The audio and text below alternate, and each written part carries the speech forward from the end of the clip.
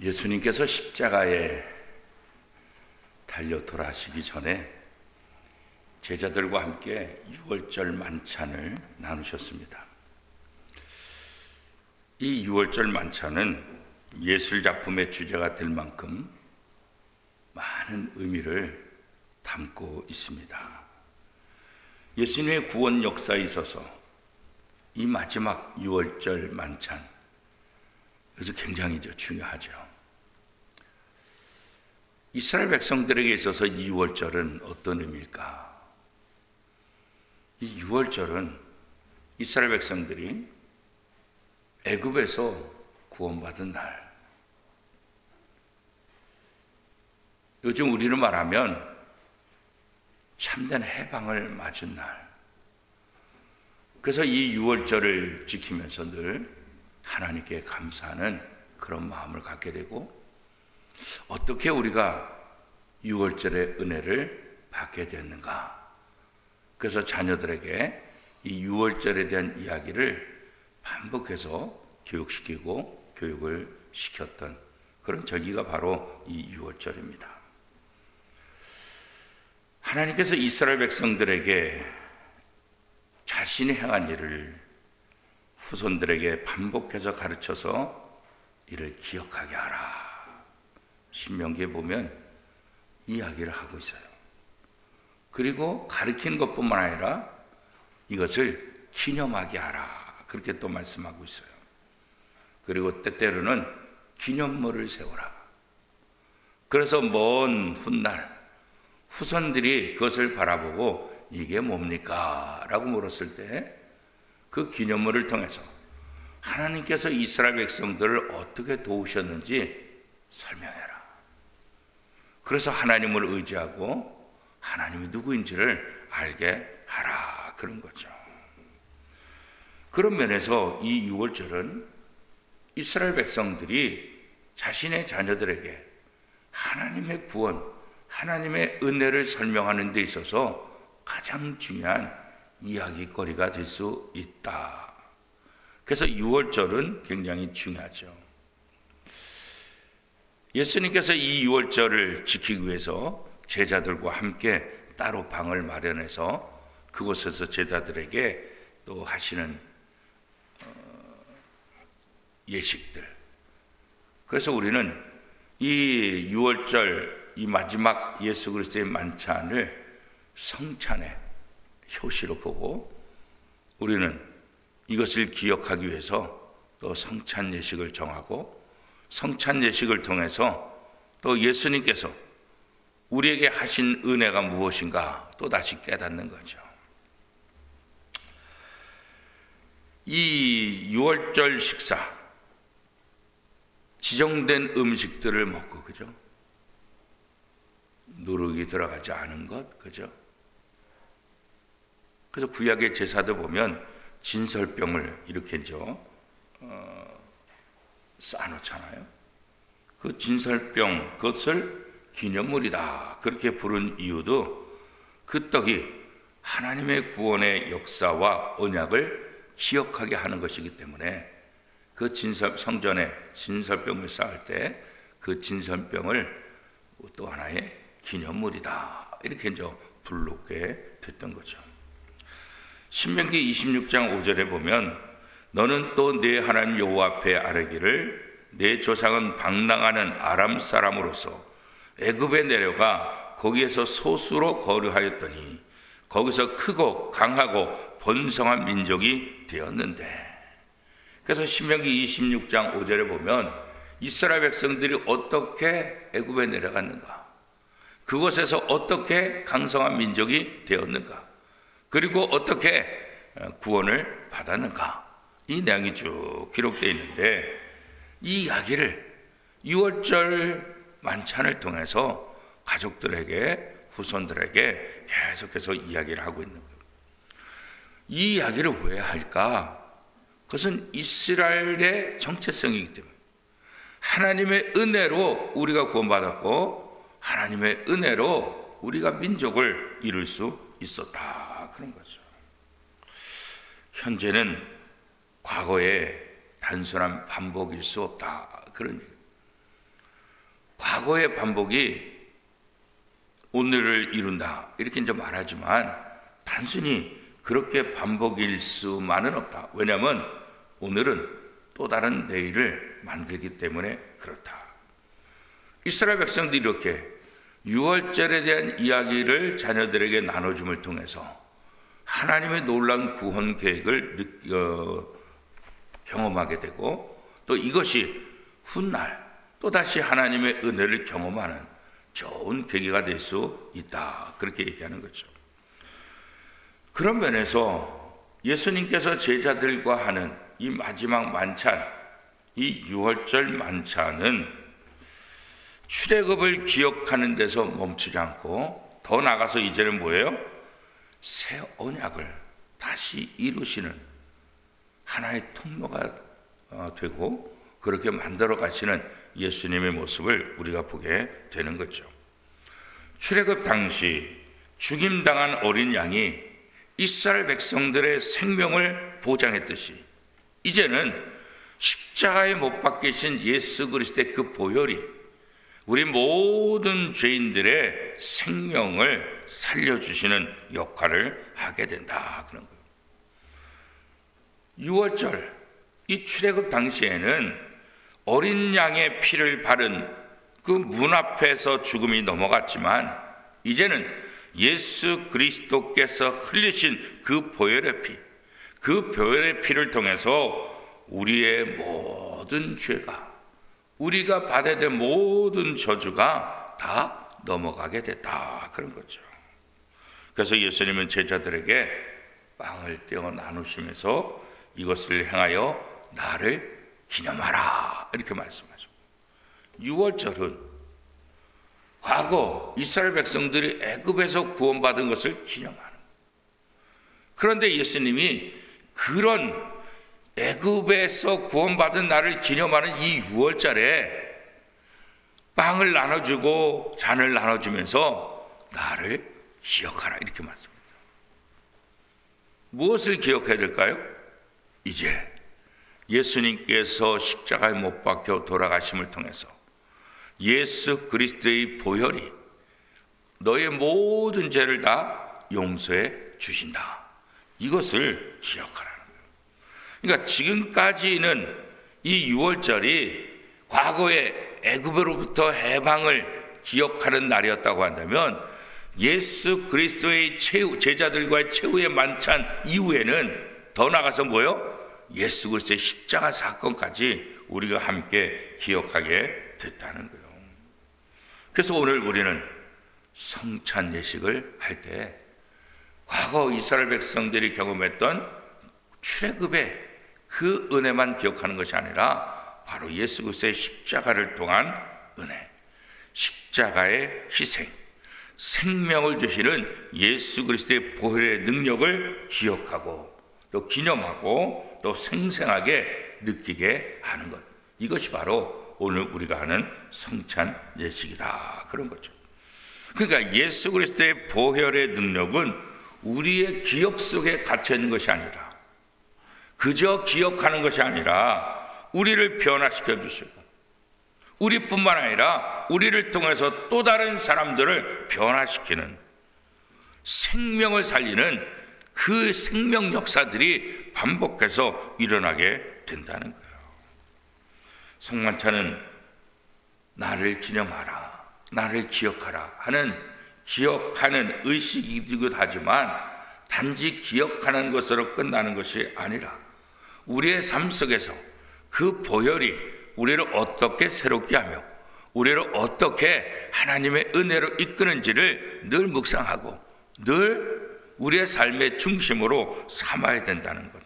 어떻게 보면 그 십자가 은혜가 우리의 힘의 근원이 된다는 것을 다시 한번 기억하라 그런 거죠. 예수님은 고난받으신 시연에 유월절 식사를 제자들과 함께 나누기를 간절히 원했다. 왜 이렇게 간절히 원했을까? 바로 이런 의미 때문에 그런 거예요. 단지 어린 양, 단지 출애굽 사건 이것이 아니라 이제 새롭게 만들어 가야 될 예수 그리스도의 그 보혈의 은혜. 출애굽할 때 어린 양이 아니라 이제는 십자가에서 피 흘리신 진짜 어린 양이신 예수 그리스도죠. 이것을 다시 한번 제자들에게 확인시켜 주시기 위해서 이 제자들과 함께 유월절 만찬을 갖기를 원하셨다, 그런 거예요. 유월절을 맞이해서 치러진 이 식탁, 이제 제자들을 세상 가운데 남겨두고 떠나셔야 되는 예수 그리스도, 그리고 이제 그 제자들을 향해서 마지막으로 축복하는 자리, 앞으로 자신이 받아야 될 그 순환, 그 고난의 의미를 알려주시는 자리. 떡을 떼면서 받아 먹어라, 잔을 주면서 마시라. 결국은 자신의 몸을 내어주고 자신의 몸속에 있는 모든 물과 피를 다 흘리면서 구세주, 구원자가 되신다는 것을 상징적으로 설명하고 있는 거죠. 그러면서 예수님은 유월절이 하나님 나라에서 이르기까지 다시는 먹지 않겠다, 이렇게 이제 말씀하고 있잖아요.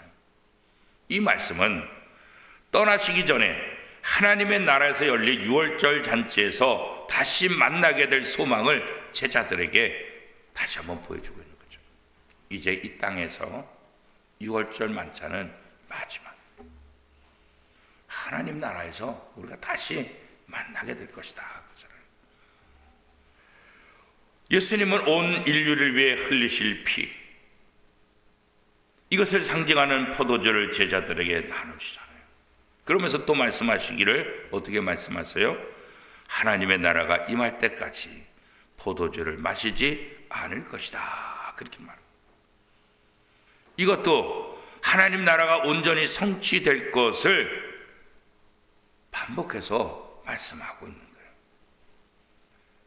이제 이것이 이 땅에서의 마지막이고 하나님의 나라가 되면 그곳에서 우리가 만날 것을 기대하며 소망할 수 있기 때문에 그런 거죠. 예수님께서 잔을 나누신 후 떡을 떼어주시면서 이것은 너희를 위하여 주는 내 몸이라, 이렇게 말씀하시잖아요. 그죠? 예수님은 죄의 권세 아래에 놓여 하나님과 단절된 채 영원한 죽음을 선고받은 인생들을 위해서 자기 자신을 내어줌을 통해서 화목제물로 삼으실 것임을 선언합니다. 죄인은 우리가 하나님과 하나가 되고 하나님과 교제할 수 없으니까 예수님께서 십자가에 못 박혀 돌아가심으로 화목제물이 되어서 죄인인 우리가 하나님과 다시 화목하게 하는, 그래서 예수님께서 십자가에 못 박힐 때 성전에 휘장이 찢어졌다 그러잖아요. 그것은 뭐예요? 성소와 지성소를 가르고 있는 휘장이잖아요. 분리시킨 휘장, 바로 그것이 예수님이, 그 예수님이 휘장이 찢겨졌다는 것은 예수님이 십자가에 못 박혀 죽으심으로 더 이상 구별되지 않고 우리 모두가 예수의 피를 의지해서 담대하게 하나님 앞에 들어갈 수 있게 되었다. 과거에는 지성소에는 대제사장만 1년에 한 번 들어갈 수 있었지 보통 사람은 감히 들어가지도 못하는 장소, 그게 바로 지성소잖아요. 그런데 그 휘장을 찢으셨다, 이 말은 예수님이 휘장이 되셔서 자기의 온 몸을 찢기시는 거예요. 그래서 우리에게 하나님과 화목하게 하는 그 은혜를 베풀어 주셨다, 그런 거죠. 예수님은 자신을 내어줌을 통해서 우리의 모든 죄를 용서해 주시고 세상의 죄악으로 가득했던 우리가 하늘의 것들로 채워질 수 있는 그 은혜를 우리에게 다시 한번 허락해 주시는 것이죠. 그것을 위해서 자신의 피를 쏟고 자신의 살을 찢는 희생의 자리로 나가게 되십니다. 유월절 만찬 자리에서 예수님은 이렇게 과거의 언약을 새롭게 해석하고 또 새로운 하나님의 은혜의 자리로 우리를 만들어 가고 있는 거죠. 옛 언약 아래에서 죄를 범한 자가 희생제물의 죄를 전가하고 제사를 드림으로써 자신에게 임할 형벌과 하나님의 진노를 피할 수 있었다고 한다면, 이제는 뭐예요?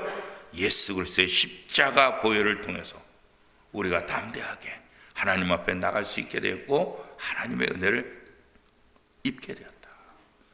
그래서 예도냐, 제사를 통해서 우리의 죄 용서해 주신 이 예도나력을 이제는 뭐요? 예수 그리스도의 십자가를 통해서 완전히 새롭게 해주신다. 그런 거죠. 제자들은 그들 가운데서 예수님을 팔 자가 있다, 이 예수님 말씀에 사실 깜짝 놀랐죠. 그리고 서로에게 질문하잖아요. 누가 예수를 팔아? 누가 우리 선생님을 팔아? 자신들 가운데 예수님을 팔 자가 있다는 것 사실 상상도 할 수 못했잖아요. 짐작도 할 수 없잖아요. 그렇죠? 유다가 자기 자신을 완벽히 숨기고 있었기 때문에 그랬던 것 아니겠습니까? 겉으로 볼 때 유다는 다른 제자들과 아무런 차이가 없어요. 그래서 제자들조차도 가룟 유다가 배신할 것이다 상상도 할 수 없었죠. 함께 거하고 함께 다니고 함께 먹고 함께 마시고, 그렇다고 해서 모두 다 예수님의 제자냐? 그렇지 않다는 것을 예수님의 제자 중에 한 사람 가룟 유다를 통해서 우리가 다시 한번 알게 되잖아요. 오늘 우리도 마찬가지죠. 우리가 함께 예배드리고 함께 복음을 전하고 함께 헌신하고 함께 모든 교회 일을 한다고 해서 우리 모두가 하나님의 자녀들이냐? 그렇지 않을 가능성도 있다는 것을 우리가 다시 한번 기억해야 돼요. 우리의 욕망이 우리를 잘못되게 만듭니다. 가룟 유다의 그 욕망이 결국은 스승을 팔게 되고 자신의 영혼을 멸망의 길로 내어준 것처럼, 오늘 우리가 신앙생활하면서 하나님의 말씀에 대한 바른 생각을 갖고 있어야지. 우리 인간의 욕심을 가지고 예수를 믿고 인간의 욕심을 가지고 신앙생활 하다가는 가룟 유다 같은 그런 어리석은 일들을 행할 수 있다는 거예요. 그렇죠? 우리는 이 땅에 살면서 예수 그리스도의 십자가 은혜를 기억하면서 나 같은 죄인을 살리신 그 주님의 은혜를 기억하고 그 은혜에 감사하는 삶을 우리는 부지런히 해야 돼. 이스라엘 백성들이 유월절을 통해서 과거 출애굽 사건을 반복해서 이야기하는 진짜 중요한 이유는 하나님의 은혜를 잊지 말아요. 모세가 왜 가나안 땅에 들어가는 이스라엘 백성들 향해서 노파심으로 반복해서 하나님의 말씀을 이야기했습니다. 왜 여호수아가 가나안 땅을 목전에 앞에 두고 나와 우리 집은 영원히 하나님을 섬길 것이다 왜 이야기를 했을까? 그래서 오늘 우리도 마찬가지입니다. 모세나 여호수아에게 가장 가슴 아픈 것은 적과 꿀이 흐르는 땅에 들어가서 삶을 살다가 그 땅의 풍요로움에 그 땅의 사람들 때문에 하나님을 버릴까, 신앙생활하지 않는 그 염려 때문에 모세는 그토록 간절히 기도했던 거고 여호수아도 그렇게 간절하게 얘기했던 거죠. 오늘 우리들도 마찬가지죠. 나는 예수를 믿는데, 나는 하나님을 믿는데 내 자녀들이, 내 손들이 하나님을 떠난다는 것, 이거 사실 믿기 싫은 거잖아요. 믿기 싫은 거죠. 모세가 이스라엘 백성들을 향했던 그 아픔, 여호수아가 이스라엘 백성을 가졌던 그 아픔, 이제 오늘 우리에게 그 아픔이 필요합니다. 유월절을 통해서 하나님이 우리를 어떻게 구원하셨는가 반복해서 가르침을 통해서 하나님의 은혜를 기억하라. 이제 우리는 한 가지 더, 예수 그리스도의 십자가 은혜를 통해서 죄인인 우리가 어떻게 구원받았는가, 예수 그리스도의 십자가 은혜가 우리에게 어떠한 영향력을 주는가, 그 십자가 은혜로 우리가 어떻게 변화되는가. 이제 우리는 출애굽 사건에 만족하는 것이 아니라 예수 그리스도의 십자가 사건을 통해서 하나님의 은혜를 우리의 후손들에게 전해야 될 책임이 있는 거죠. 그래서 우리는 이 성찬을 통해서 예수 그리스도의 십자가 은혜를 늘 기억하는 거예요.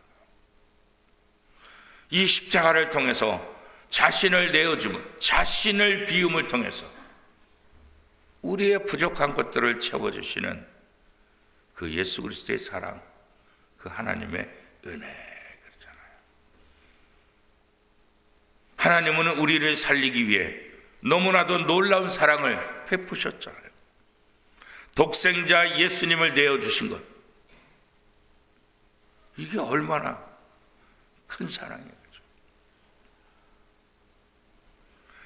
내 아들을, 내 딸을 무엇을 위해서 내줄 수 있겠어요? 누가 내어주겠어요? 못한다고 하죠. 안 된다고 하죠. 차라리 내가 죽으면 죽지 내 자식을 어떻게 내놓을 수 있어요? 하나님은 독생자 예수 그리스도를 우리를 위해서 내어주신 거예요. 그래서 성찬식을 통해서 주님의 살과 주님의 피를 받음을 통해서 우리가 그 사랑을 받았다는 것을 또 기억하고 또 기억하고 그 은혜를 묵상함을 통해서 내가 하나님의 사랑받은 자다, 내가 이 은혜를 입은 자다, 내가 이것을 통해서 죄인에서 의인이 됐고 하나님의 자녀가 되었다. 그런 면에서 성찬식은 우리에게 너무나 중요한 거예요.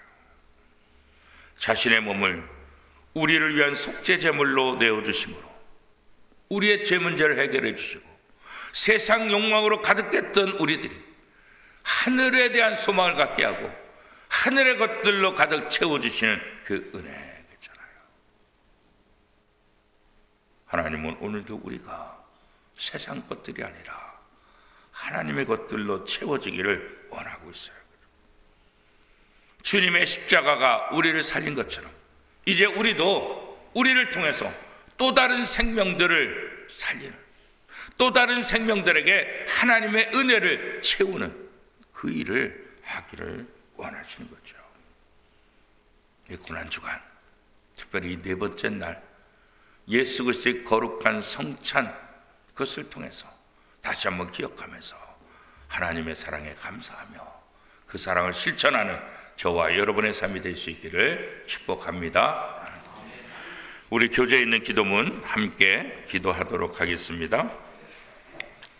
67쪽에 있습니다. 교재 갖고 계신 분들은 함께 교재에 있는 것을 기도하고 그렇지 않은 분들은 들으시면 되겠습니다. 함께 기도하겠습니다. 사랑과 은혜의 주님, 오늘 최후의 만찬의 신비와 예수님의 희생적 사랑을 기억하며 우리 각자의 삶 속에 참된 희생의 길이 열리게 하시옵소서. 내가 내 욕심과 자아를 내려놓고 타인의 아픔과 필요에 귀 기울이며 진정한 섬김과 사랑의 실천으로 하나님의 나라를 세우는 도구가 되게 하시옵소서. 나를 비움으로써 풍성한 생명의 은혜가 내 안에 가득 채워지고 그 은혜가 이웃과 공동체를 통해 흘러나가 세상의 어둠 속에서 주님의 빛과 평화가 드러나게 하소서. 예수 그리스도의 희생을 본을 따라 우리 모두가 자신을 비워내고 이웃을 채우는 삶으로 변화되어 하나님의 놀라운 사랑이 우리의 말과 행동을 통해 온전히 드러나기를 간절히 기도드립니다. 우리 주 예수 그리스도의 이름으로 기도합니다. 아멘.